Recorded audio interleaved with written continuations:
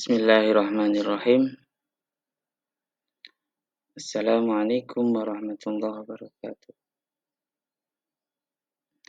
Gimana kabarnya anak-anak semuanya?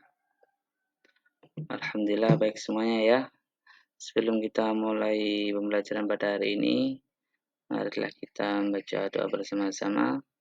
Mudah-mudahan kita diberi kelancaran dan mendapatkan ilmu yang bermanfaat dan mendapatkan hidayah dari Allah Subhanahu wa taala. Bidzillah ta'ala wa dzillah hajatin wa hajatikum lahumul Fatihah.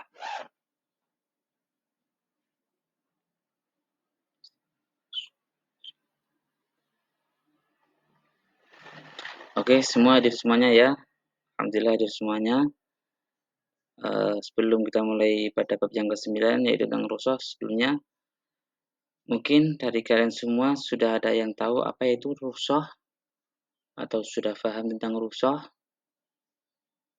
Oke, rukhsah yaitu kemudahan dari Allah Subhanahu wa taala dalam beribadah kepadanya. Jadi kita beribadah kepada Allah itu dengan cara yang mudah. Nah, itu caranya ya. Itu namanya rukhsah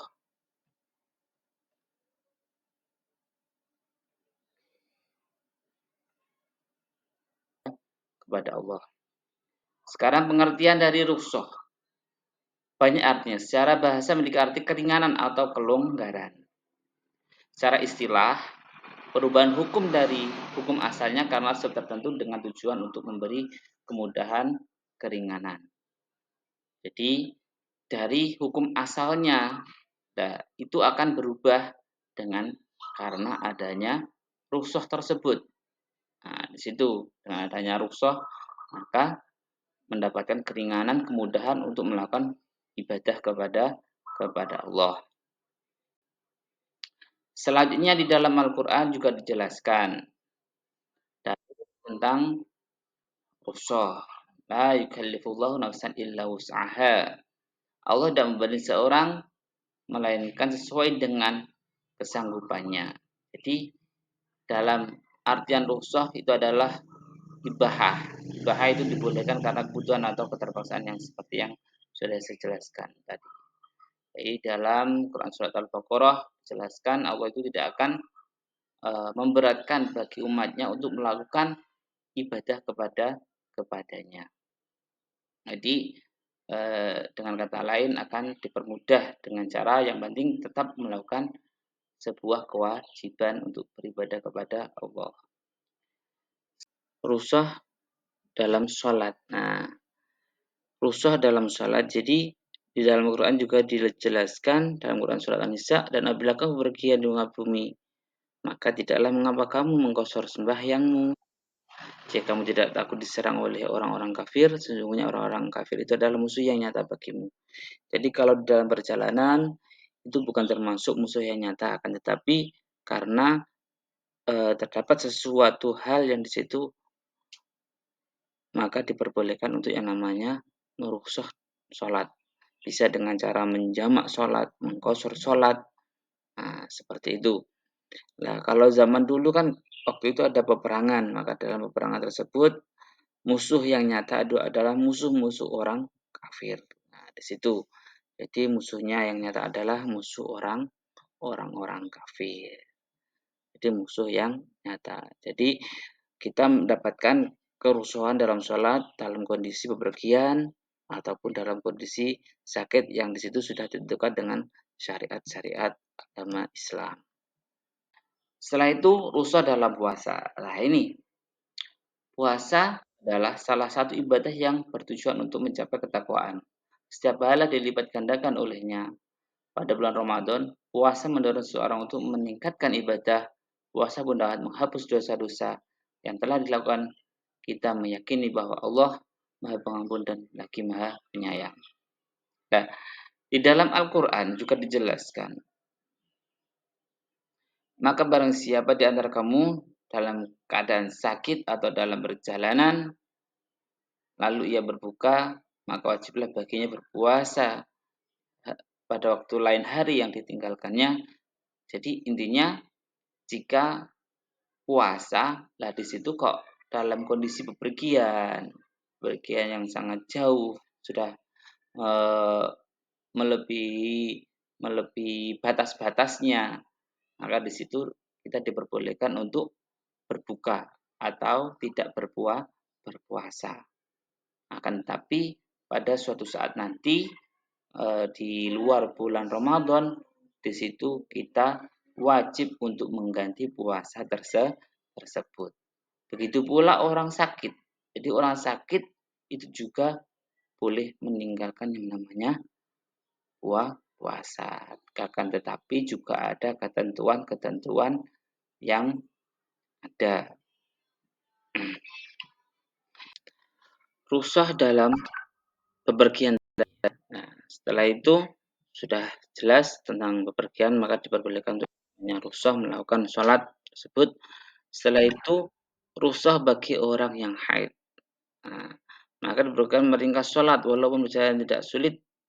Nah, di situ orang-orang tersebut maka diperbolehkan melakukan yang namanya rukhsah sholat. Dan setelah itu orang wanita yang haid atau nifas wajib meninggalkan yang namanya puasa. Nah, dan mengganti puasanya setelah di selain bulan Ramadan. Maka dari itu kalau sudah selesai haid atau nifasnya, maka di lain bulan, maka di situ orang-orang wanita diwajibkan untuk mengganti puasa tersebut. Jadi barang siapa yang dalam waktu bulan Ramadan kok haid atau nifas, maka di situ tidak diperbolehkan yang namanya berpuasa.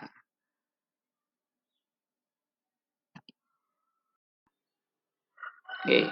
Setelah itu ibu hamil juga diperbolehkan untuk tidak berpuasa, ya. Nah, di sini kedua perempuan ini wajib mengganti puasanya sebagaimana orang yang sedang sakit. Kalau khawatir puasa akan menjadi madarat kepada dirinya sendiri atau pada anaknya, keduanya diwajibkan mengganti puasa dan membayar fidyah kepada fakir miskin apabila hanya takut akan menimbulkan madarat bagi anaknya. Nah, di situ dia kok takut, aku nggak puasa ya dulu, nanti takut ada apa-apa. Nah, di situ nanti mendapatkan harus membayar fidyah kepada orang fakir miskin. Itu bagi orang yang ibu menyusui atau ibu yang itu bagi orang yang ibu menyusui atau ibu yang itu bagi orang yang ibu menyusui atau ibu yang itu bagi orang yang ibu menyusui atau ibu yang itu bagi orang yang ibu menyusui atau ibu yang itu bagi orang yang hamil. Nah, setelah itu membayar zakat. Nah, membayar zakat. Nah, banyak sekali ketentuannya. Membayar zakat. Kapan itu tidak membayar zakat? Itu ada ketentuannya masing-masing. Nanti dijelaskan. Yang hamil.